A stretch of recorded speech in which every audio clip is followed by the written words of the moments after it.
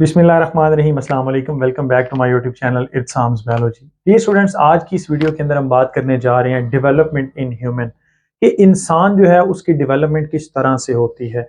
इस सारे प्रोसीजर को समझने के लिए आपको पहले पता होना चाहिए कि इंसान जो है उसका ताल्लुक क्लास मैमिलिया से है और यहाँ पर फर्टिलाइजेशन इंटरनल होती है। इसका मतलब ये हुआ कि अगर फीमेल शादीशुदा है तो क्या होगा कि मेल जो होगा वो फीमेल के रिप्रोडक्टिव सिस्टम के अंदर स्पर्म्स को रिलीज करेगा और ये स्पर्म जो है वो उस एग को यानी कि सेकेंडरी oocyte जो फीमेल प्रोड्यूस करेगी उसको फर्टिलाइज करेगा और उसके बाद जो है एक नई लाइफ का आगाज हो जाता है, एक नई लाइफ स्टार्ट हो जाती है। तो सबसे पहले हमें थोड़ा सा जो फीमेल का स्ट्रक्चर है, रिप्रोडक्टिव स्ट्रक्चर, इसकी एनाटॉमी का पता होना चाहिए। इंटरनल स्ट्रक्चर की बात कर रहा हूँ।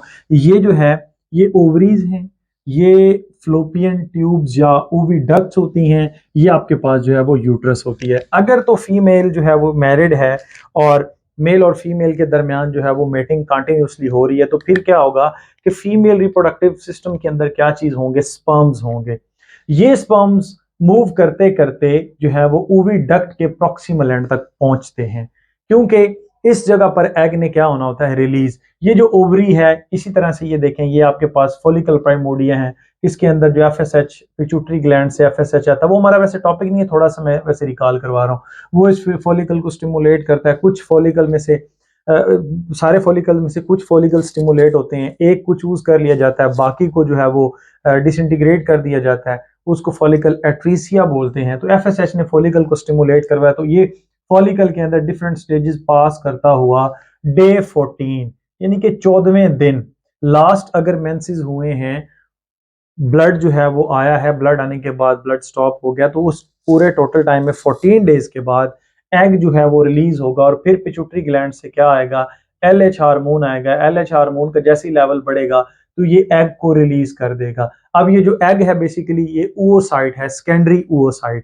सेकेंडरी oocyte जो है वो प्रॉक्सिमल एंड ऑफ जो है आपके पास you proximal end of oviduct या फ्लोपियन ट्यूब, इसके इस एंड पे क्या होगा, स्पर्म और एग आपस में जो है वो क्या कर जाएंगे, फ्यूज हो जाएंगे। अगर तो ये फ्यूज हो जाते हैं तो इस अमल को हम फर्टिलाइजेशन या फिर कंसेप्शन बोलते हैं। उसके बाद क्या होना है, क्लीवेज स्टार्ट होनी है। ये वन सेल स्टेज थी, ये टू सेल स्टेज हो गई, ये फोर हो गई, इसी तरह से ये आपके पास 8 सेल हो गई और ये मोरूला स्टेज के मल्टीपल सेल्स ये 16 सेल्स हो गए। उसके बाद क्या होना है कि अब इसके अंदर फर्दर डिफरेंशिएशन होनी है, तो इसने ब्लास्टोसिस्ट में जाना है। ये ब्लास्टूला स्टेज आती है। ब्लास्टूला स्टेज के बाद क्या होगा, यहां पर पर्टिकुलर ये जो आपके पास एम्ब्रियो है, इसके अंदर एक डिस्क बनेगी। प्रीवियस लेक्चर में मैंने बड़ा क्लियरली बताया था, ये जो ब्लास्टोसिस्ट है इसके अंदर एक बायलैमिनर डिस्क बनेगी जिसमें दो कैविटीज बन जाती हैं। ठीक, ये आपके पास अब क्या करेगा, ये लगेगा किसके साथ, यूट्रस की वाल्स के साथ। यहां पर इम्प्लांटेशन हो जाएगी। जब ये इम्प्लांटेशन होगी तो अब प्रेगनेंसी स्टार्ट हो जाती है। यहां से प्रेगनेंसी स्टार्ट होती है, क्योंकि इससे पहले क्या थी, कंसेप्शन थी।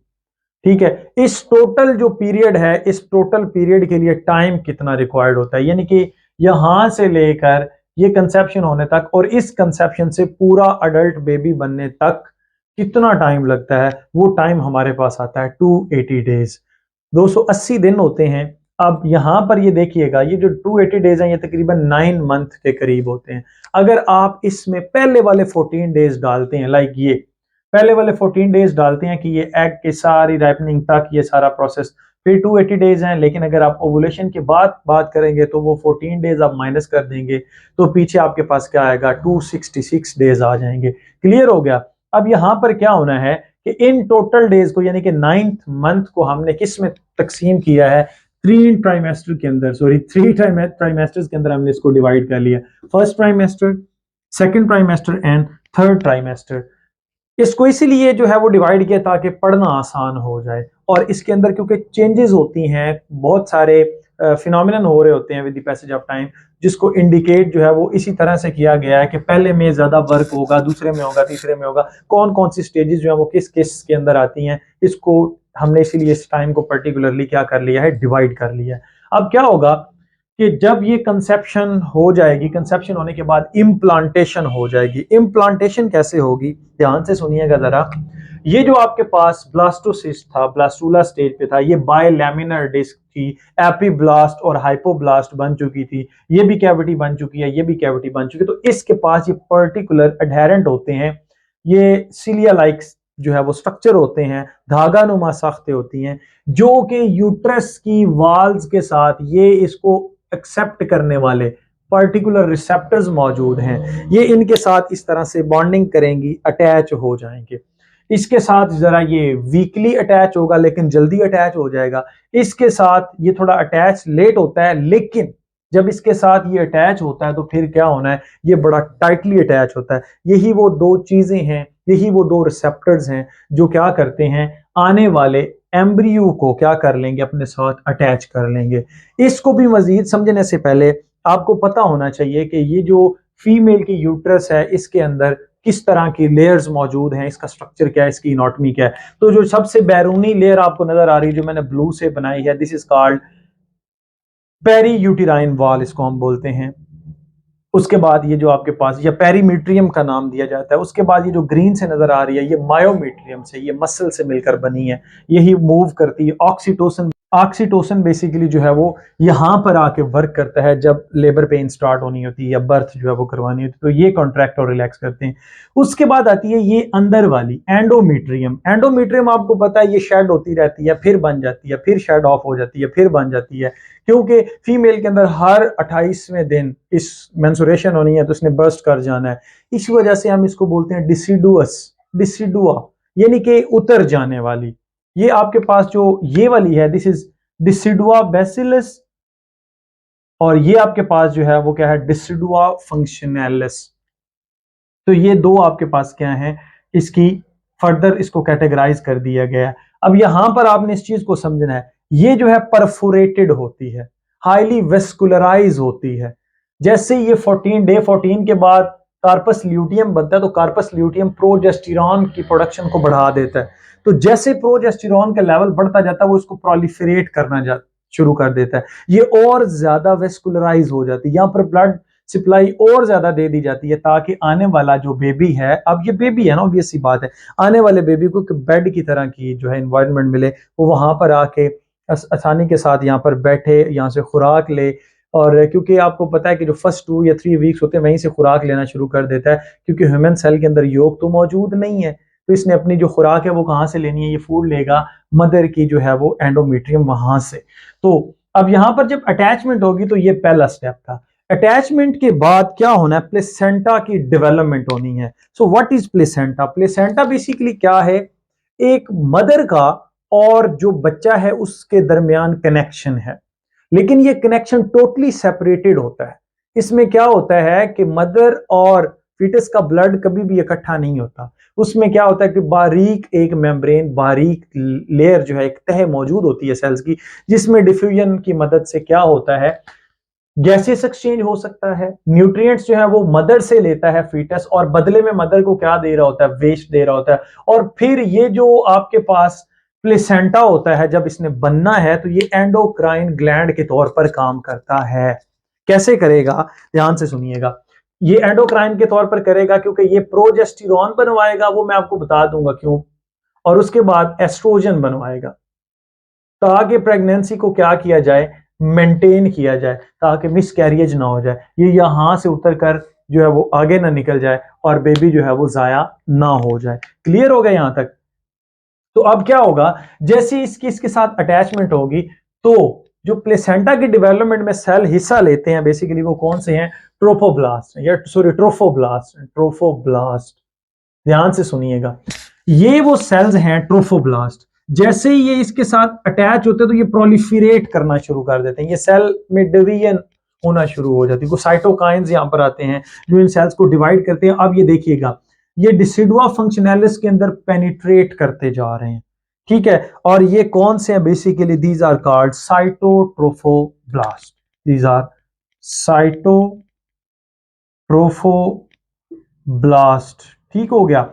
उसके बाद क्या होगा थर्ड स्टेज पे, कि ये जो साइटोट्रोफोब्लास्ट हैं, इनकी जो मेम्ब्रेन्स है, कुछ खास किस्म के एंजाइम्स प्रोड्यूस होने की वजह से इनकी जो मेम्ब्रेन्स हैं वो रप्चर कर जाती हैं। अब इनकी मेम्ब्रेन रप्चर कर चुकी हैं और एक बड़ी बड़ी मेम्ब्रेन के अंदर हिस्सा बना लिया, ये विलाई लाइक स्ट्रक्चर बन गए हैं, एक प्रोजेक्शन की तरह का स्ट्रक्चर बन गया। जैसे ये इकट्ठे थे, दरमियान से आप अगर इनके वॉल्स को कट कर दें, फॉर एग्जांपल ये सेल्स थे, ये सेल्स थे, क्लियर हो गया ये, और अब आप इनके दरमियान से इसको कट कर दें तो अब इन सेल्स का साइटोप्लाज्म क्या हो गया है, इकट्ठा हो गया। ये आपके पास सिनोसिटिक कंडीशन के अंदर चले गए हैं। तो ये आपके पास पर्टिकुलर सेल्स क्या कहलाएंगे, दीज आर कॉल्ड साइनेंशियो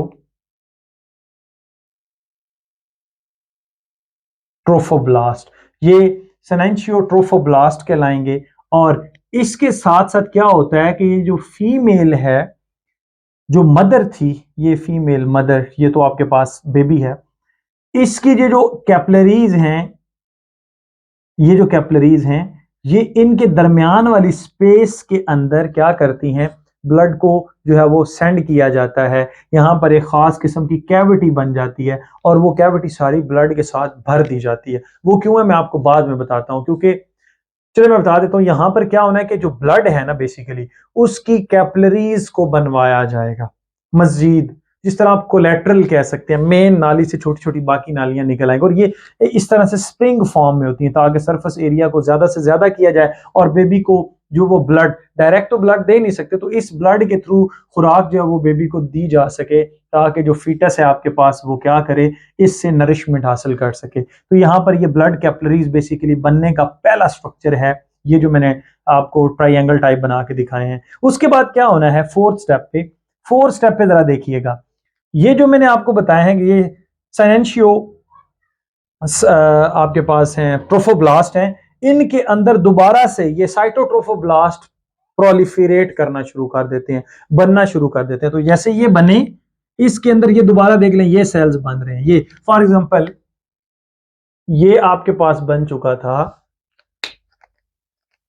और अब दोबारा से इसके अंदर साइटोट्रोफोब्लास्ट दोबारा से बन रहे हैं।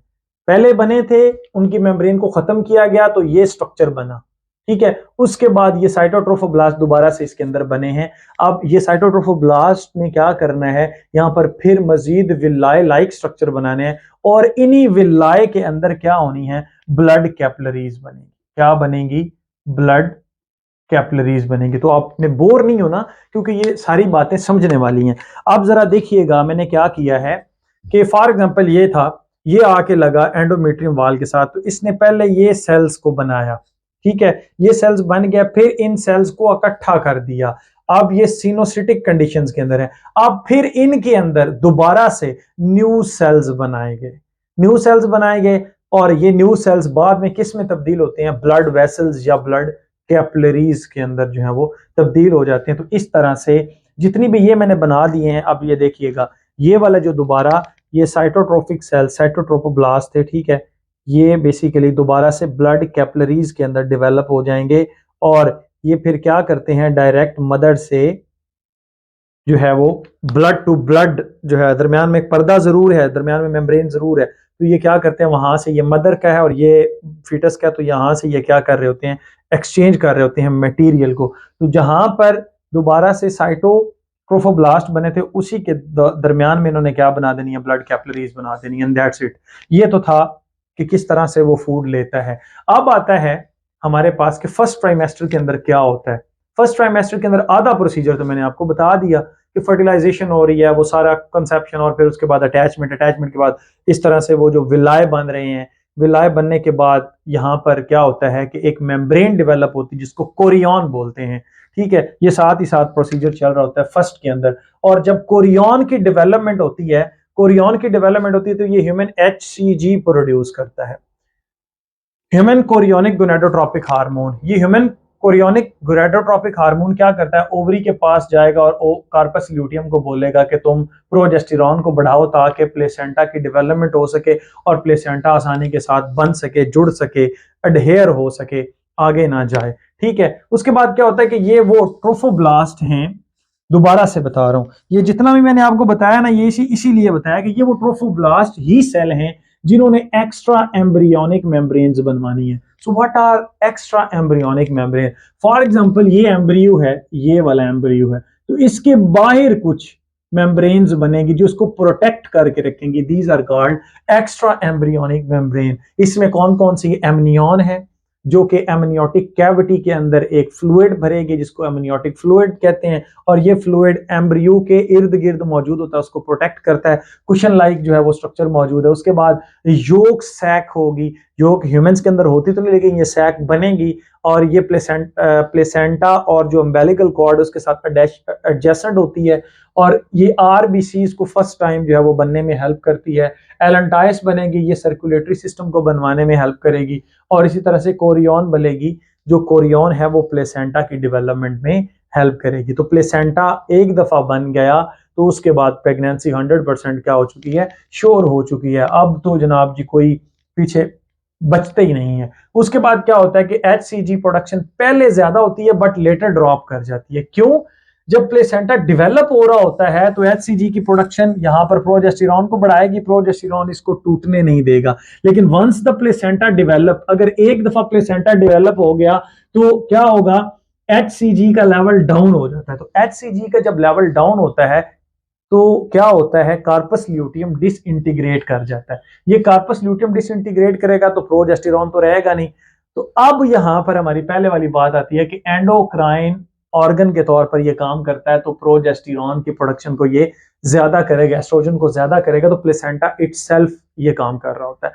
उसके बाद क्या होगा, सेकेंड मंथ में इंटरनल ऑर्गन तकरीबन सारे अपेयर हो जाते हैं, लेग्स और आर्म बन जाते हैं, और इस वक्त जो फीटस होता है, ये एम्ब्री होता है, उसका साइज कितना है, मतलब 1.5 इंचेस तक जो है वो पहुंच जाता है। ठीक है, बल्कि हम इसको अभी तक फिलहाल जो है वो क्या कहेंगे, एम्ब्रियो ही कहेंगे, क्योंकि थर्ड मंथ जब स्टार्ट होता है तो उस वक्त क्या होता है कि नाउ फीटस रैपिड ग्रोथ जो है वो करता है। ये यहाँ पर फीटस जो है वो रैपिड ग्रोथ करेगा और तकरीबन 3.5 इंच का हो जाएगा। क्लियर हो गया यहां तक? उसके बाद आता है कि सेक्सुअल डिफरेंशिएशन जो है वो स्टार्ट हो जाती है। सेक्सुअल डिफरेंशिएशन स्टार्ट होगी, मेल और फीमेल है, आइदर बच्चा जो है वो मेल है या फिर क्या है, फीमेल है। ठीक हो गया, यहां तक आपको समझ आ जानी चाहिए। थर्ड मंथ में आपके पास जो है वो फीटस बनता है, उससे पहले जो है वो एम्ब्रियो रहता है। उसके बाद सेकंड ट्राइमेस्टर होता है। सेकंड ट्राइमेस्टर के अंदर क्या होना है कि 4 मंथ स्टार्ट हो गया है, एज लाइक ह्यूमन। बच्चा जो उसके अंदर तकरीबन सारे प्रोसीजर हो चुके हैं और वो ह्यूमन की तरह दिखेगा। बोन्स रिप्लेस हो जाती हैं, मतलब बोन्स रिप्लेस करती हैं किसको, कार्टिलेज को। कार्टिलेज को रिप्लेस कर दिया जाता है बोन्स के साथ, यानी कि पहले कार्टिलेज होती है, उसके बाद फिर बोन की फॉर्मेशन होना शुरू हो जाती है, और सेंसरी ऑर्गन सारे के सारे डेवलप हो जाते हैं। 16th वीक के अंदर बेबी स्टार्ट मूविंग, बेबी जो है वो मूव करना शुरू कर देता है, मतलब थंब जो है वो माउथ के पास ले जाता है, और ये जो मूवमेंट होती है ये मदर इसको फील कर रही होती है। उसके बाद 5th मंथ में जो हार्ट बीट जो है उसको हम स्टेथोस्कोप की मदद से जो है वो चेक कर सकते हैं। अगर मदर की इस जगह पर जो है वो स्टेथोस्कोप लगाएंगे तो बेबी की हार्ट बीट को हम फील कर सकते हैं। Next, head no longer body. अब क्या होता है कि हेड जो है अब वो बड़ा नहीं होगा, क्योंकि अब क्या होगा, पहले चूंकि हेड की फॉर्मेशन होती है और हेड थोड़ा सा बड़ा होता है और बाकी एम्ब्रियो छोटा होता है। अब बाकी एम्ब्रियो जो है वो रैपिड ग्रोथ की वजह से बढ़ना शुरू कर देता है, जिससे हेड और बॉडी का जो लेवल है वो तकरीबन बराबर हो जाता है, एंड आई लिड सेपरेट हो जाते हैं और आई लैशेज जो है वो बन जाती हैं। ये सारे का सारा प्रोसीजर किस में होता है, सेकंड ट्राइमेस्टर में। ये 6 वीक के अंदर हो रहा होता है। थर्ड ट्राइमेस्टर में क्या होता है कि पीरियड ऑफ ग्रोथ होता है, रैपिड ग्रोथ होता है। यहाँ पर फीटस जो है वो अपने साइज के अंदर डे बाय डे इजाफा करता है, ग्रोथ का टाइम है ये।